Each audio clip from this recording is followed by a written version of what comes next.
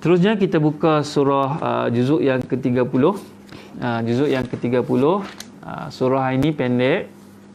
Imam Syafi'i kata, kalaulah hanya diturunkan satu surah ini sudah cukup untuk keselamatan manusia. Maknanya kalau tak ada surah-surah lain, hanya diturunkan surah yang pendek ni yang kita nak baca pada hari ini sudah cukup untuk memberi kejayaan kepada manusia, iaitu surah Al-Asr. Surah Al-Asr ni surah yang pendek, ada 3 ayat saja. Tapi Imam Syafi'i kata, kalaulah tidak diturunkan surah-surah yang lain, 113 surah yang tak ada, hanya ada satu surah ini je. Surah ini saja. Surah ini sahaja pun sudah cukup untuk manusia itu berjaya. Hebat. Sudah cukup untuk manusia itu berjaya. Kerana surah ini nak cerita kepada kita tentang 4 sifat yang menyebabkan manusia itu tidak rugi ketika hidup di atas dunia. Dan surah ini juga mempunyai makna tazhib minad dunia, iaitu menghilangkan perasaan kurang minat kepada dunia kerana mereka dah minat kepada akhirat setelah baca. Kita pun baca beberapa surah pun kita dah nampak dah. Maknanya kalau kita baca daripada Fatihah sampailah surah At-Takatsur, lagilah kita akan lahir rasa kurang minat kepada dunia kerana kita lebih cinta, lebih minat kepada akhirat. Tetapi bukan bermakna kita tinggalkan dunia. Kita lari daripada dunia. Dunia kita kena tempuhi sebab kita hidup atas dunia. Cuma kita jadikan dunia ini ada hubungan dengan agama, ada hubungan dengan Allah, ada hubungan dengan akhirat. Inilah yang menyebabkan kita tidak tertipu dengan dunia. Bukan dunia yang tipu sebenarnya. Syaitan tu yang tipu kita tu. Dia guna dunia. Bismillahirrahmanirrahim. Dengan nama Allah yang maha pemurah lagi maha mengasihani. Wal asri, demi masa. Allah bersumpah demi masa. Jadi kalau Allah bersumpah ni sebagai saksi, perkara itu sangat penting untuk diberi perhatian kepada kita semua. Allah bersumpah demi masa. Sebab apa? Masa ini sentiasa meninggalkan manusia setiap hari. Tengok hari ni dah 15 Ramadan, esok 16 Ramadan. Jadi kita hari-hari kalau tak ambil kesempatan, saya pun tak ambil kesempatan untuk baca wahyu Allah. Tak ada apa-apa juga Ramadan tahun ni. Tapi alhamdulillah kita dapat manfaatkan masa kita, sebab masa tu akan meninggalkan kita. Setiap hari akan meninggalkan kita. Hari yang berlalu dah tak boleh nak dapat dah. Jadi Allah bersumpah demi masa. Masa yang sentiasa meninggalkan manusia setiap hari.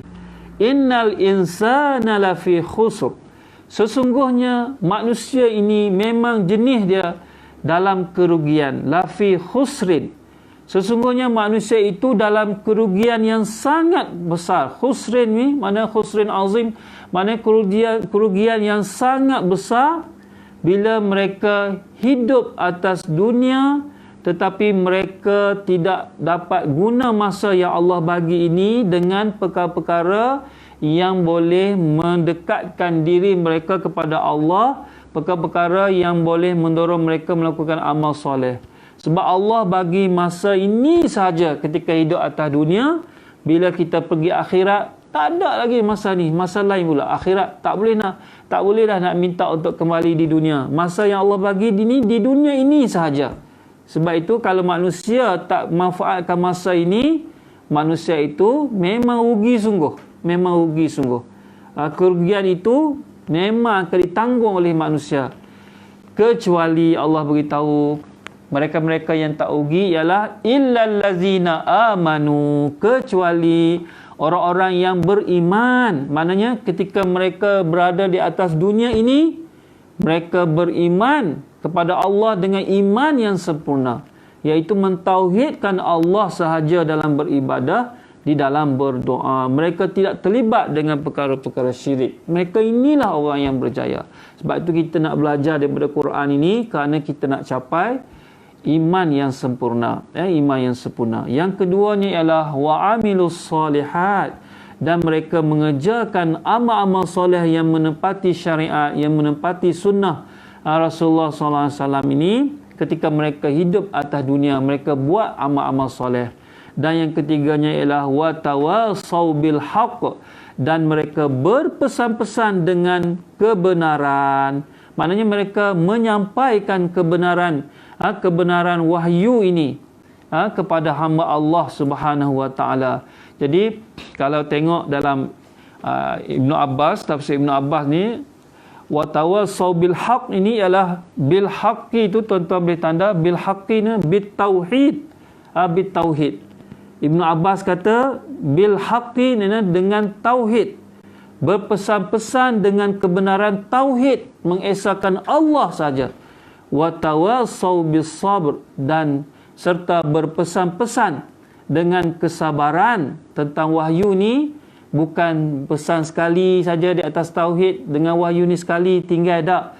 Berpesan-pesan dengan kesabaran hatal maut, sehingga mati. Jadi Allah nak tak beritahu, kena sentiasa pesan-pesan dengan tauhid, dengan wahyu ini sepanjang masa, sehinggalah kamu kembali kepada Allah, sehingga mati, baru berhenti.